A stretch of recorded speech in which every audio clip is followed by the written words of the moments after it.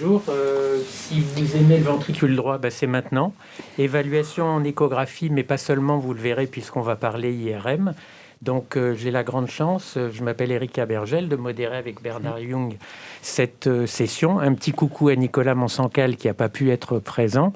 Et loin, mais on les voit, 4 orateurs qui sont présents, qui ont une vraie tâche, nous parler de différents aspects du ventricule droit. Catherine Zimanski, Catherine Sportouche, Alain Furbert et Mathieu Poupineau. On ne va pas perdre de temps et donner la parole 7 minutes à Catherine Zimanski pour nous parler de l'évaluation non seulement de la fonction systolique, mais aussi de la fonction diastolique. Bonjour, on va essayer de passer en revue la façon dont on évalue la fonction systolique et diastolique du ventricule droit. Je n'ai pas de conflit d'intérêt en rapport avec la présentation. Alors, les éléments clés à savoir avant de démarrer une telle analyse, c'est qu'il n'existe pas d'indice miracle pour évaluer la fonction systolique ventriculaire droite. On verra qu'il y a plusieurs approches disponibles et que vous comprendrez très vite qu'il ne faut pas se contenter d'un seul indice.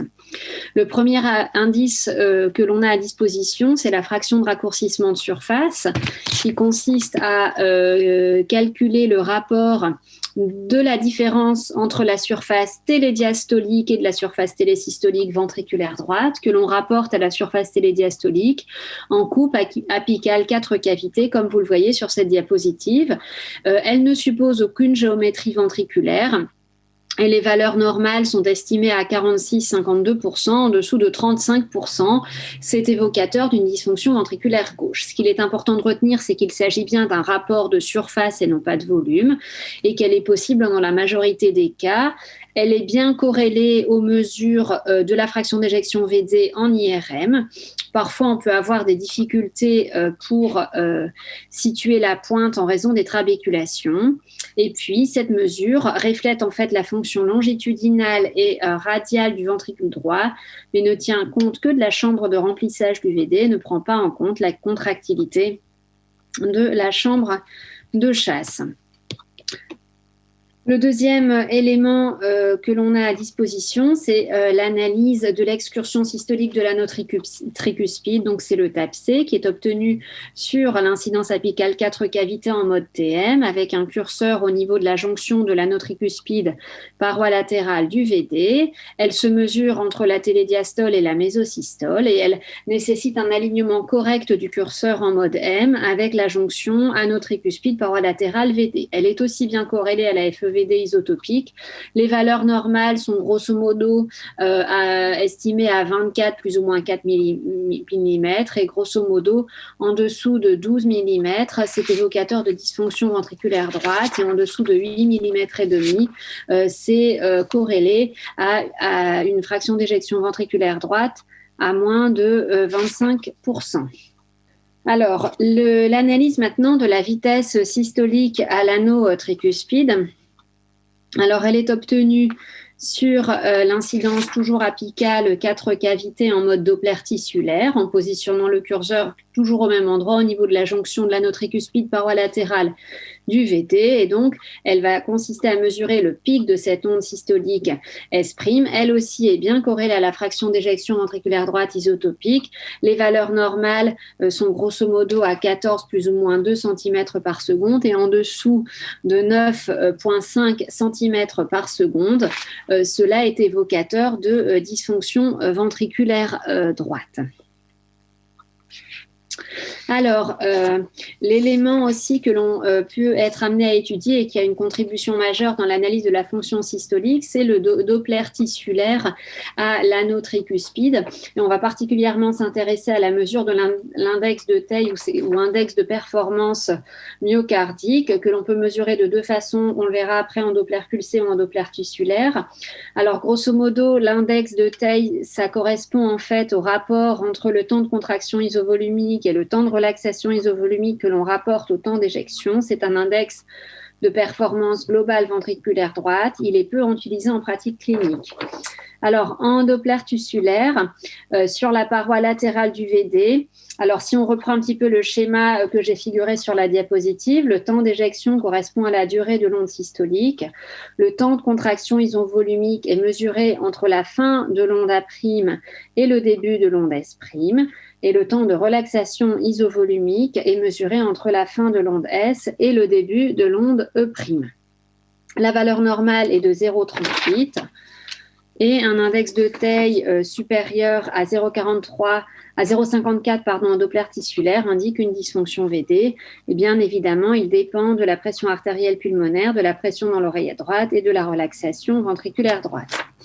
En Doppler pulsé, eh bien, on a le rapport A sur B, A-B rapporté à B, avec A le temps qui sépare la fermeture de l'ouverture tricuspide sur le flux antérograde tricuspide, et B correspond à la durée de l'éjection ventriculaire droite sur la voie d'éjection du ventricule droit, avec une valeur normale à 0,26.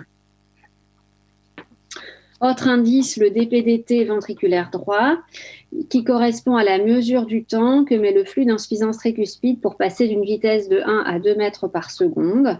Il n'est pas valide en cas d'insuffisance tricuspide avec un flux laminaire et il est pathologique s'il est inférieur à 400 mm de mercure par seconde.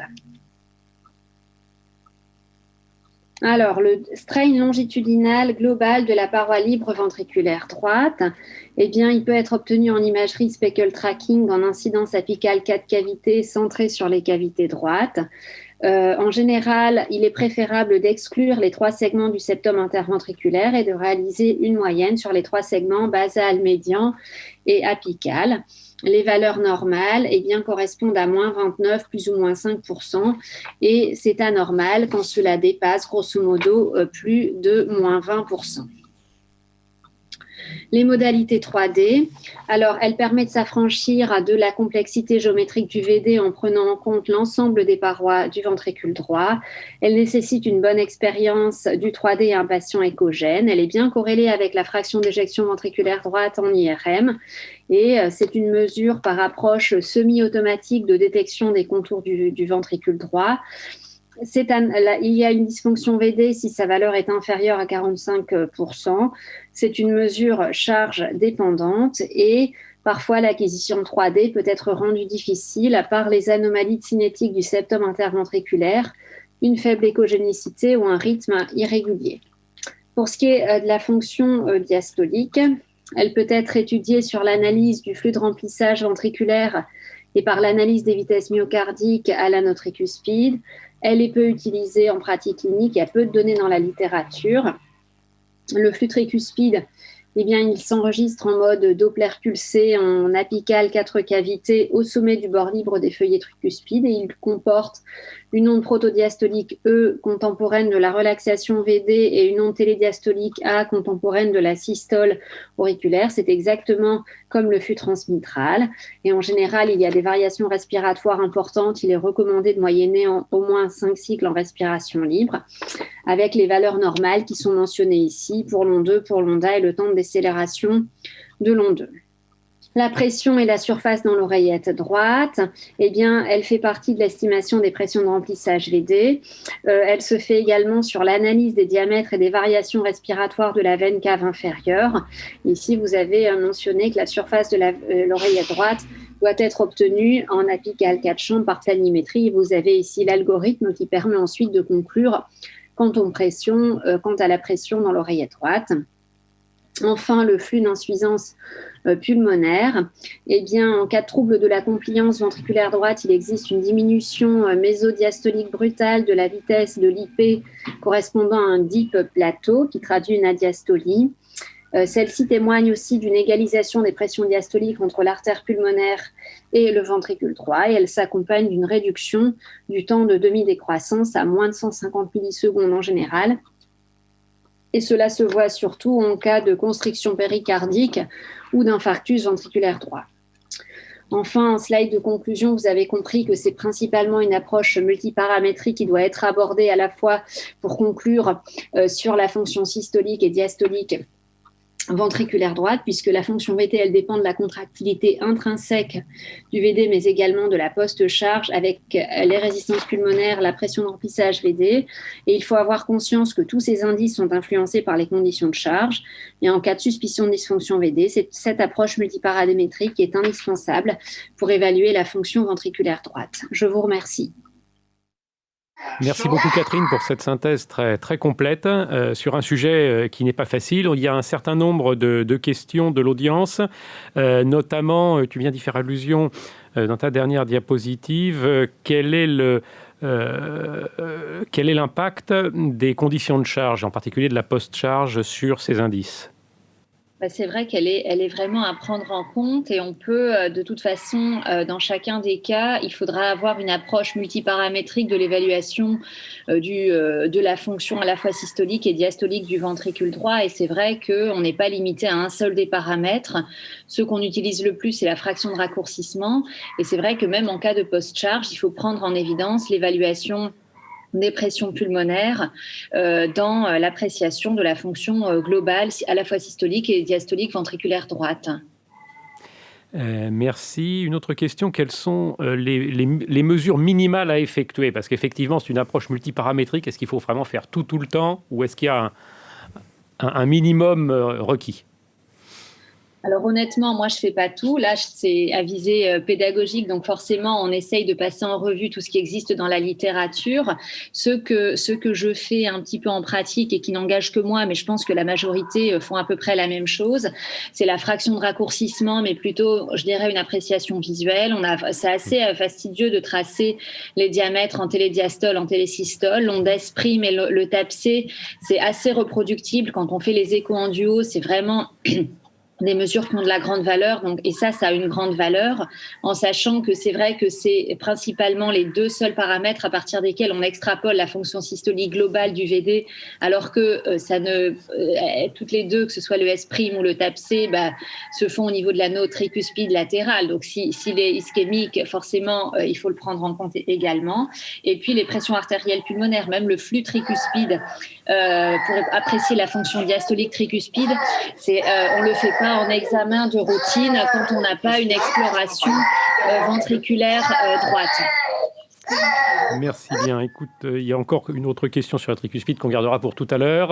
On est obligé de continuer avec la communication suivante puisque l'horaire est très, très précis. Donc, j'ai le plaisir d'appeler Catherine Sportouche qui va traiter de l'imagerie 3D.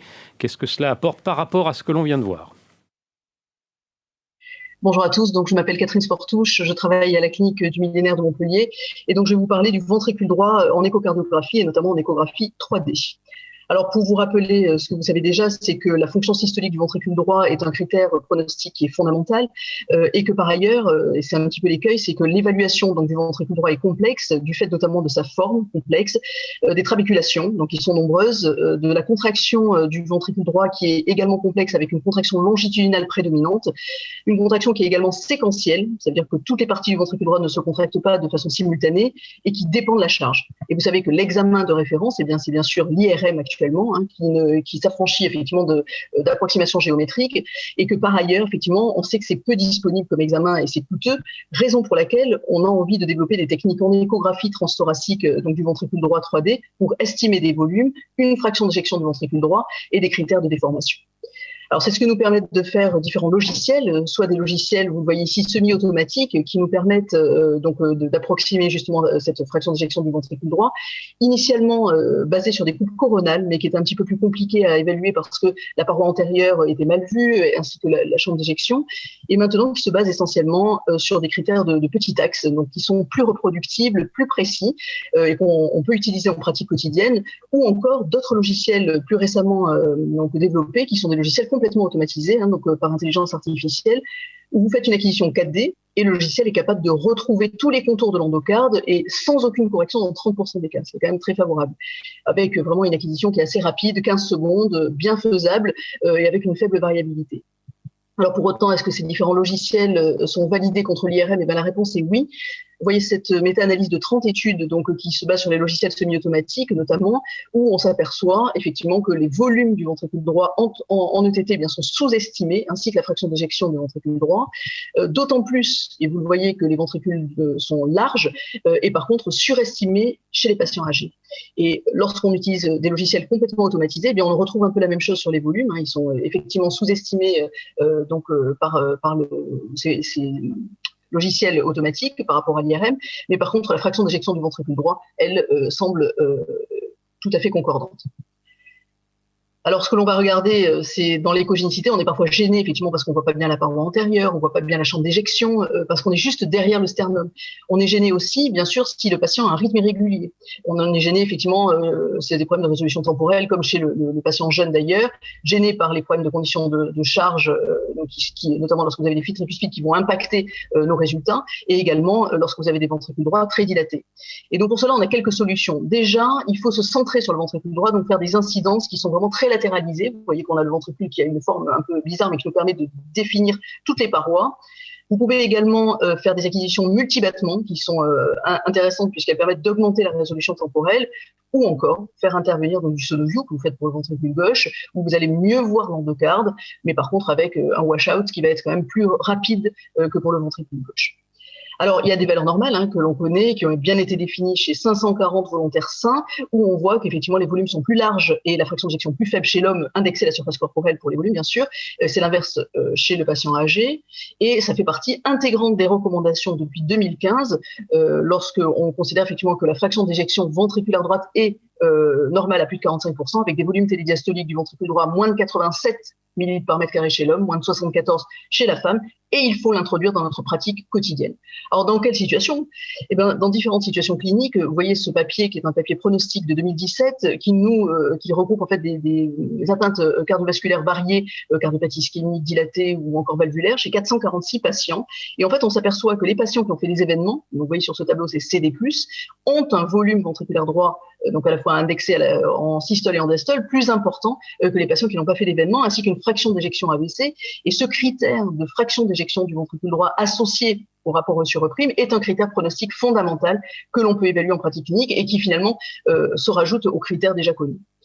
Il y a d'autres situations qui sont intéressantes, mais vraiment, il faut avoir vraiment l'information que la fraction d'éjection du ventricule droit basse, c'est un haut risque de mortalité de façon indépendante du ventricule gauche. Et vous regardez ici ce travail aussi sur des atteintes cardiovasculaires variées, où la courbe rouge nous montre ici que le ventricule gauche est altéré et le ventricule droit est conservé, et ben ça fait mieux que la courbe verte, où vous avez un ventricule droit qui est altéré alors que le ventricule gauche est lui correct. Donc vous voyez que c'est un critère pronostic fondamental, et en plus que l'on peut grader, vous voyez que cette fraction d'éjection ventriculaire droite, plus elle est basse, et bien plus vous allez avoir des événements, moins de 30%, c'est un mauvais pronostic, et vous voyez ce patient dont vous voyez les vidéos ici, qui est un patient qui a une non-compaction, il y a une altération du VG, il y a une altération du VD avec vraiment une fraction d'éjection effondrée, qui est un critère pronostic. Donc, il faut savoir également que ce 3D donc, du ventricule droit a été étudié dans différentes pathologies, notamment l'hypertension artérielle pulmonaire, où vous savez que c'est un critère pronostic fondamental, comme la pression artérielle pulmonaire moyenne, donc à plus de 35 mm de mercure, critère hémodynamique. Mais vous savez que donc, dans ce papier, fraction d'éjection du ventricule droit à moins de 38%, c'est un critère pronostic et on peut le tester chez nos patients. Et vous voyez ici l'exemple d'une patiente qui avait une hypertension pulmonaire idiopathique, une HTAP 80 mm de mercure avec un VD dilaté, un septum paradoxal. Et donc, on voit que la fraction d'éjection du ventricule droit en semi-automatique est à 31%. Est tout à fait comparable sur ce logiciel complètement automatisé où on a une acquisition 4D et des résultats aussi de fraction d'éjection ABC, donc un mauvais pronostic. Vous savez que cette fraction d'éjection est aussi un critère en post-embolie pulmonaire à 6 mois lorsqu'elle est ABC, donc plus d'événements, ou encore dans le choc cardiogénique, quand vous avez effectivement des patients qui ont eu des assistances, qui ont eu des ECMO, eh bien on sait que le fait d'avoir une fraction d'éjection à plus de 25%, eh bien on a des patients finalement qui ont un meilleur pronostic à 30 jours et qu'on arrive surtout mieux à sevrer donc de l'ECMO.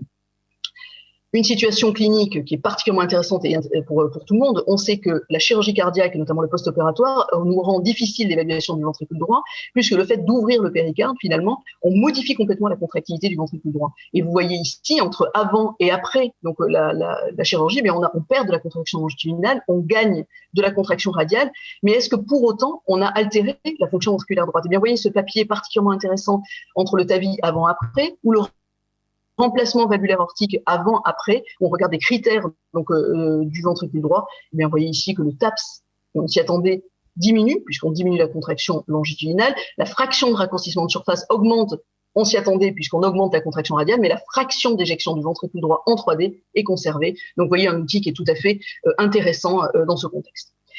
Eh bien, en conclusion, je dirais que effectivement, vous voyez que vraiment ces critères de ventricule droit en 3D sont des critères particulièrement intéressants à utiliser en pratique clinique parce qu'ils sont de plus en plus simples et rapides, donc c'est faisable. Avec des nouveaux outils qui sortent, notamment d'analyse de la déformation en 3D du ventricule droit global et régional avec un strain surfacique dans ce papier qui est un critère pronostic d'hypertension artérielle pulmonaire. Ce sont des outils de recherche, comme d'ailleurs l'indice de courbure donc du ventricule droit sur la paroi libre sur le septum, qui peut-être aussi nous donnera dans le futur des indices pronostiques. Je vous remercie. Merci beaucoup Catherine pour ce topo plus que vivifiant et complet. On a des questions, moi je vais t'en poser une rapidement. Tu le sais évidemment quand tu nous as parlé de la FEVD et des volumes, mais on a aussi le TAPS, la fraction d'accourcissement de surface, qui sont affichés quand tu fais du 3D. Est-ce que tu prends ce parti ou est-ce que tu fais en général du 2D et ensuite tu finis le 3D pour les volumes et la FE ? Je fais en 2 étapes. En fait, je commence par les critères habituels et je finis par la FEVD parce que pour l'instant, j'ai pas encore suffisamment de recul pour me dire que le TAPS que j'évalue par cette technique est aussi fiable que le TM que je positionne avec plus ou moins de précision sur la note tricuspide latérale. Donc, je le fais en 2 étapes. Donc, la FEVD, elle vient après. D'accord. Et une question un peu plus à la limite de la recherche, mais que je trouve qu'on pourrait intégrer dans notre clinique aujourd'hui, c'est les indices de couplage. Parce que finalement, tu fais du volume et tu vas pouvoir faire du couplage ventriculo-artériel en faisant quasiment comme une fraction d'éjection, hein, volume télédiastolique, moins volume télésystolique, sur volume télésystolique. Hein, ça nous donne des indices de couplage avec des valeurs pronostiques qui sont publiées comme très intéressantes actuellement. Est-ce que tu en as une expérience ? Parce que ça, le calcul est enfantin et on pourrait vraiment l'intégrer dans notre routine quasiment. Non, pas du tout de ça, mais moi, la place de la fraction d'éjection du ventricule droit actuellement, c'est pas le faire systématiquement quand on voit que le VD peut dilater avec finalement une paroi, enfin un autre cuspide qui monte bien, une contraction longitudinale qui a l'air conservée. Moi, j'utilise quand j'ai un doute déjà que le VD est dilaté, quand j'ai un doute effectivement sur la fonction ventriculaire droite et surtout actuellement très classiquement dans le post-opératoire. Donc vraiment, ça nous donne un outil qui est fiable, alors que les TAPS et DTI en systole sont abaissés, mais ne reflètent pas la contractilité du ventricule droit. La fraction d'éjection du ventricule droit, par contre, est beaucoup plus fiable en post-opératoire. Donc vraiment, j'utilise en pratique dans cette indication-là. Et après, il y a beaucoup d'outils de recherche qui sont maintenant développés, qu'on ne peut pas encore utiliser, mais qui seront sans doute particulièrement pertinents, notamment le strain surfacique, si il est reproductible. Notamment sur des indices pronostiques, parce qu'il prendra en compte l'ensemble de la contractilité du ventricule droit, y compris des zones qu'on n'a pas l'habitude d'analyser.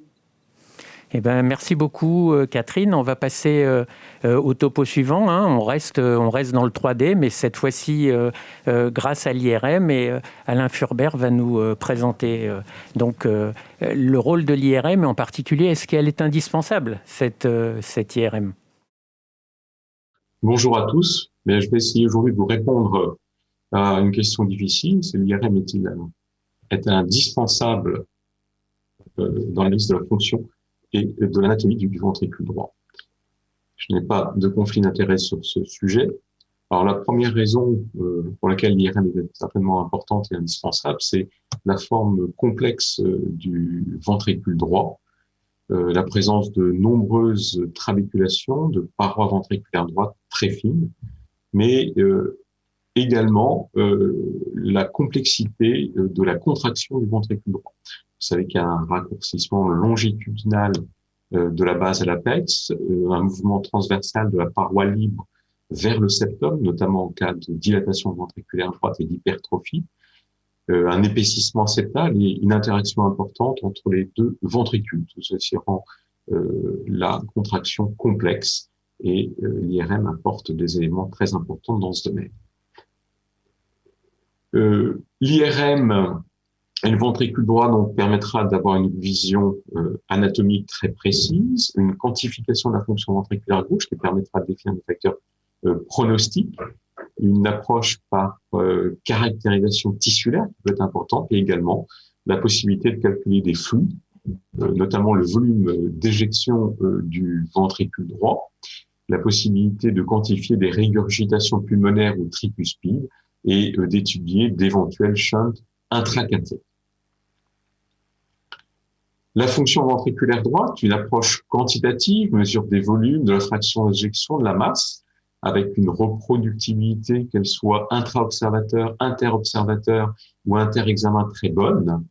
Une analyse qualitative, bien sûr, possible, sous forme de description de zones akinétiques, hypocinétiques ou dyskinétiques. Les différentes études montrent que l'IRM est clairement, dans l'étude de la fonction ventriculaire droite, l'examen de référence. Alors, quelles sont les applications cliniques qui rendent cet examen indispensable? D'une part, toutes les situations où il y a une dilatation, une altération de la fonction ventriculaire droite. On vous donnera quelques exemples dans la cardiopathie ischémique, dans les cardiomyopathies, dans la dysplasie arythmogène du ventricule droit. Dans les cardiopathies congénitales, c'est un élément important. On verra un exemple qui est le plus fréquent sur l'évacuation d'IRM adulte, et un mot de l'hypertension artérielle pulmonaire. Alors, vous avez ici un exemple d'infarctus du ventricule droit avec un trouble de la cinétique sur les coupes petit axe, sur le ventricule droit, une dilatation ventriculaire droite sur les coupes transverses, qu'on visualise parfaitement. Et en imagerie de rehaussement tardif, la visualisation de la séquelle de l'infarctus sous forme d'un hypersignal de la paroi ventriculaire droite, essentiellement la paroi libre dans sa portion inférieure et la paroi inférieure. Donc ça, c'est un élément important de diagnostic et d'extension d'un infarctus inférieur au VD. Dans les cardiopathies dilatées, l'enquête étiologique est importante, l'IRM est indispensable. Il y a différents comportements en rehaussement tardif qui permettent d'orienter un diagnostic. Par ailleurs, l'étude de la fonction ventriculaire droite dans ces cardiomyopathies dilatées a une grande valeur pronostique. La dysplasie arythmogène du ventricule droit, vous connaissez les critères diagnostiques. L'IRM est un critère majeur de diagnostic de la dysplasie arythmogène du ventricule droit. En visualisant une akinésie ou une dyskinésie régionale du ventricule droit ou des anomalies de contraction du ventricule droit sous forme d'asynchronisme. Et ces anomalies-là doivent être associées, dans ce critère majeur, à une altération de la fraction d'éjection inférieure à 40% ou à une dilatation du ventricule droit avec un volume supérieur à 110 ml par mètre carré chez l'homme et 100 ml par mètre carré chez la femme.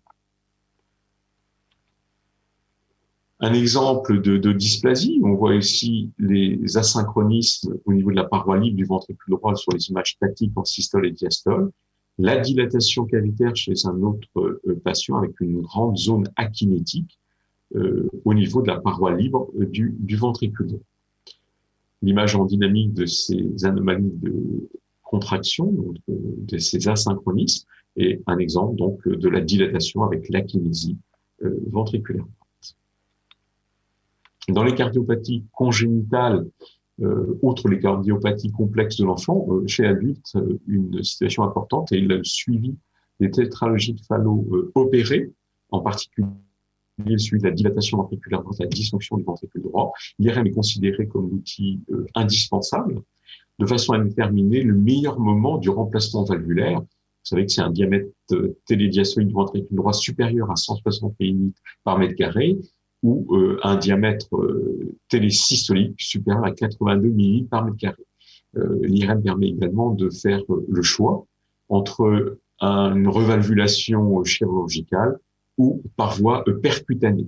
Il y a également la possibilité de calculer la régurgitation pulmonaire et les images de rehaussement tardif permettent d'avoir une valeur pronostique, en particulier sur l'existence d'une altération future de la fonction ventriculaire droite et de rythme ventriculaire.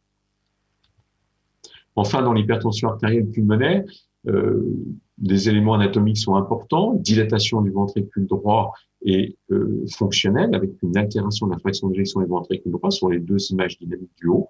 En bas, en statique, c'est une hypertrophie importante du ventricule droit sans dilatation ni atteinte de la fonction ventriculaire droite. dans ces hypertensions artérielles pulmonaires, la présence d'hypersignaux est également un élément important du pronostic.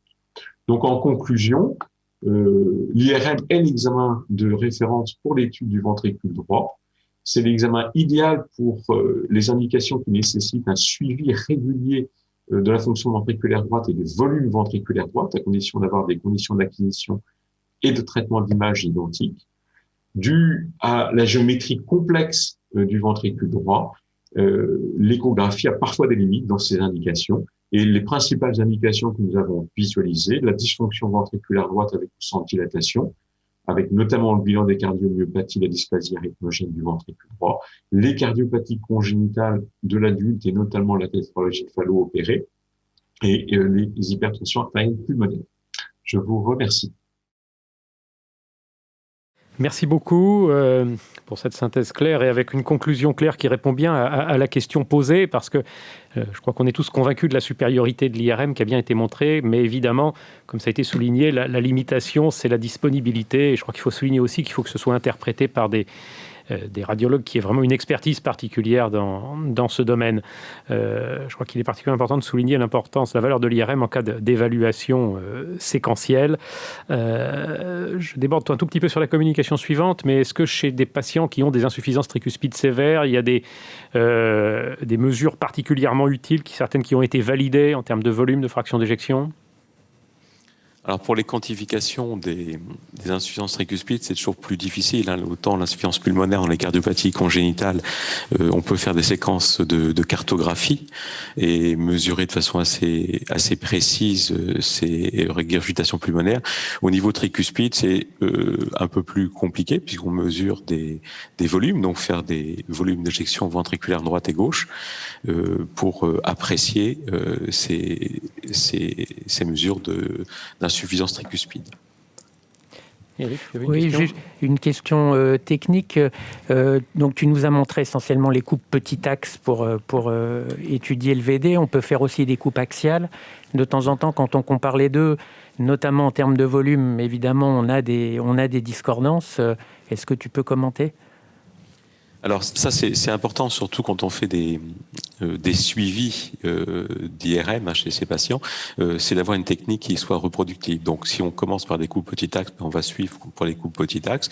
Il est vrai que les coupes transverses ont une reproductibilité qui semble meilleure dès que le volume ventriculaire droit est dilaté de façon significative et globalement, les études montrent qu'au-delà de 150 millilitres par mètre carré pour le ventricule droit en télédiastole, eh bien, les mesures par des coupes transverses sont plus reproductibles. Ça, c'est un point intéressant en pratique. Mais l'essentiel, c'est vraiment de reprendre et de faire toujours la même technique. En particulier, de ne pas oublier de prendre l'infundibulum pulmonaire dans le contourage et de discuter, on a pris ou on n'a pas pris les piliers et les trabéculations. Merci beaucoup. Juste une question très courte sur la durée de l'examen. Alors la durée de l'examen globalement, on arrive à 40 minutes. Ça va un petit peu plus vite quelques années. On est bien sûr toujours dans des difficultés de programmation des examens. Il n'y a pas suffisamment de vacations. Les appareils d'IRM se développent petit à petit. Donc régulièrement, on a un petit peu plus de temps pour faire de l'imagerie cardiaque. Mais ça reste bien sûr un problème de disponibilité. Merci beaucoup. On ne peut malheureusement pas prendre toutes les questions. J'ai le plaisir d'appeler Mathieu Poupineau qui va clore cette session avec les interactions entre l'insuffisance tricuspide et la fonction ventriculaire droite. C'est un sujet d'actualité avec le développement des techniques percutanées tricuspides. Donc Mathieu, on t'écoute avec grande attention. Bonjour à toutes et à tous et merci aux organisateurs pour cette invitation. Je vais donc vous parler d'insuffisance tricuspide et de fonction ventriculaire droite et vous montrer qu'on a un lien étroit entre ces deux entités. Vous voyez en effet, quand on regarde les étiologies de l'insuffisance tricuspide fonctionnelle, que les deux premières causes qu'on va rencontrer vont être l'hypertension artérielle pré- et post-capillaire.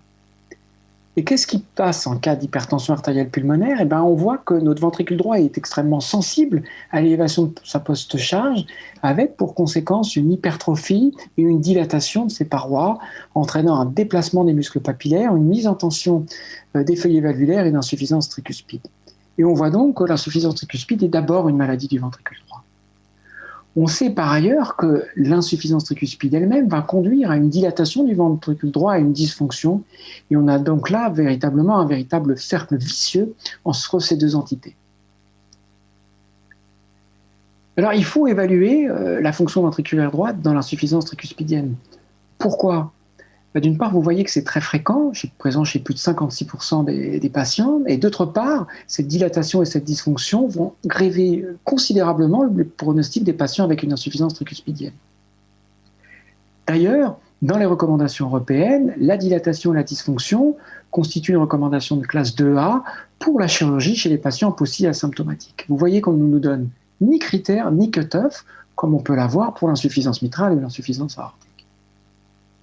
Alors, comment évaluer en pratique la fonction ventriculaire droite dans l'insuffisance tricuspide sévère ? Le point fondamental, c'est que le ventricule droit est très sensible à l'élévation de la post-charge et que l'hypertension artérielle pulmonaire est donc le facteur déterminant de la fonction ventriculaire droite. Il faudra donc s'attacher à déterminer le niveau de pression artérielle pulmonaire par une mesure invasive, puisque la performance diagnostique de l'ETT en qualité sévère est seulement de 55%. Si on s'intéresse aux paramètres échocardiographiques en eux-mêmes, voici ici l'éventail des choses qu'on va pouvoir analyser. Vous voyez que quand on analyse les données de la littérature, ils s'intéressent à l'ondesprime et à la TAPSI, qui sont les deux paramètres les plus fréquemment utilisés. On est très surpris et déçus, puisque dans ce papier du JAZ, on nous dit qu'il n'y a aucune corrélation entre la TAPSI, l'ondesprime et le degré de dysfonction ventriculaire droite. Alors en pratique clinique, c'est probablement pas si évident. Vous voyez que dans le papier de Julien Dreyfus, qui est sorti aujourd'hui, que je peux malheureusement pas vous présenter aujourd'hui, on sait que les patients qui ont une ondesprime et une TAPSI de moindre valeur ont un moins bon pronostic. La difficulté, bien sûr, serait d'avoir un cut-off qui nous permettrait d'envoyer de manière plus fiable nos patients vers la chirurgie ou le triclip. Est-ce que le strain fait mieux ? Certes, il détecte plus de dysfonction ventriculaire droite comparativement à la fraction de raccourcissement de surface à la TAPSI, mais quelle est la place dans l'insuffisance tricuspidienne sévère ? On n'en sait rien et ça n'a pas été étudié. Je ne vous parlerai pas de la FEVD 3D et en écho et de l'IT, puisqu'il n'y a pas de papier spécifiquement.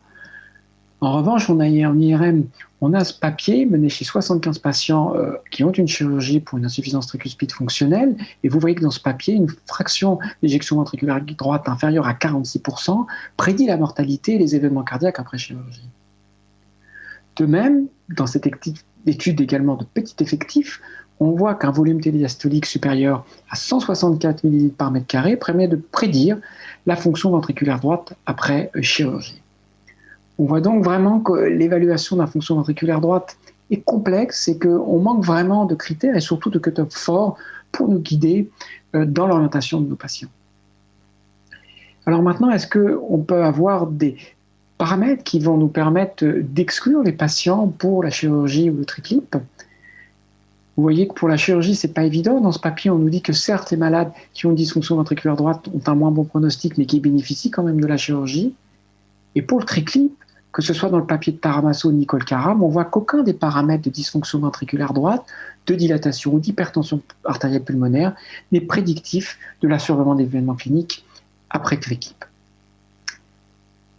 En final, je dirais qu'on a un lien étroit entre insuffisance tricuspide et fonction ventriculaire droite, que celle-ci aggrave le pronostic de l'insuffisance tricuspide, que l'évaluation de la fonction VD en échocardiographie est complexe en qualité sévère et que malheureusement, jusqu'à ce jour, on n'a pas de critères forts et surtout de cut-off qui nous permettent d'orienter sereinement nos malades, mais que les données de la littérature suggèrent qu'il faut probablement envoyer ces malades à la chirurgie au triclip dès l'apparition d'une dilatation ventriculaire droite modérée ou d'une dysfonction ventriculaire droite débutante. Merci à tous. Merci beaucoup. Tu voulais lui dire merci aussi. Absolument, parce que ce sujet est vraiment complexe et la littérature est bien pauvre. Hein. Ça, on en a bien conscience. Si je voulais caricaturer, tu l'as dit, donc il y a souvent un contexte d'hypertension pulmonaire, donc une post-charge élevée, et puis dans le même temps, donc cette post-charge évidemment va diminuer les indices de fonction, et puis dans le même temps, il y a une IT sévère et donc une précharge qui augmente et donc une tendance à vouloir doper ces indices de fonction. Donc on est un petit peu coincé entre ces deux éléments. Et donc ma question, c'est, il faudrait avoir les indices les moins charge dépendants pour, si notre souhait, c'est vraiment d'essayer d'approcher la contractilité intrinsèque de ce ventricule droit. Et c'est vraiment le Graal et il est difficile. Et donc, des petites questions concernant, par exemple, l'accélération de la contraction ISO, qui a la réputation d'être moins charge dépendante, oui ou non. Et de nouveau, cette question sur le couplage ventriculo-artériel, qui, à mon avis, là aussi, pourrait être une piste intéressante. Beaucoup de questions, donc. Ouais. J'ai pas de réponse par rapport à l'accélération de la contraction isovolumétrique, qui est a priori un des paramètres les plus indépendants des conditions de charge.